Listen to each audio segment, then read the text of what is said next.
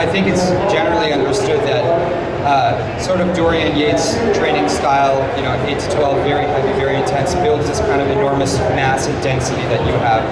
So, in your opinion, how is it that guys like Kai Green can do sets of 25, like 5 sets of 25 reps, and still get this kind of size? How are they getting that hypertrophy? You know what? I mean, it's just a standard. There's no set standard on how many repetitions or what kind of weights you should use. I mean, I'll give you a prime example. People say 2001. I mean, I had a great look that year. I almost won the Mr. Olympia from Ronnie Coleman. I trained very, very light that year. I mean, I trained in a gym that only had 120-pound dumbbells.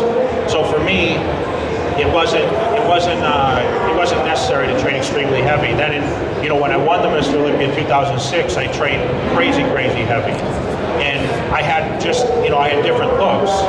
So it's not necessary that, certain person, you have to say, okay, this is a standard, you have to do this many repetitions. We suggest things that work for our bodies, but you have to take into account what your body is made up of, and basically your genetics on doing that. Okay?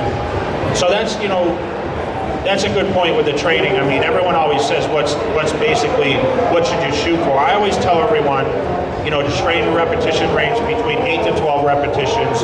You want to train moderate to heavy weights, but basically, I try to get to a weight that I'm struggling around 10 and maybe I can get 12 out of, but sometimes I might do 15 reps.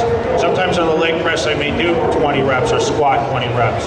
It really depends on the day, because what we're trying to do in bodybuilding is really just trying to build muscle and get that pump. I always work towards the pump in the gym, not necessarily weight records.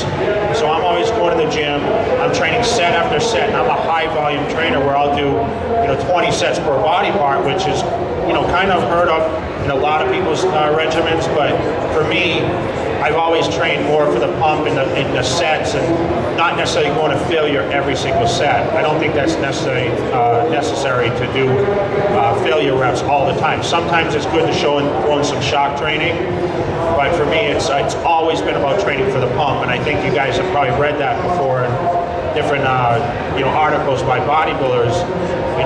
No one when we get on that stage asks us how much we bench press or how much we squat.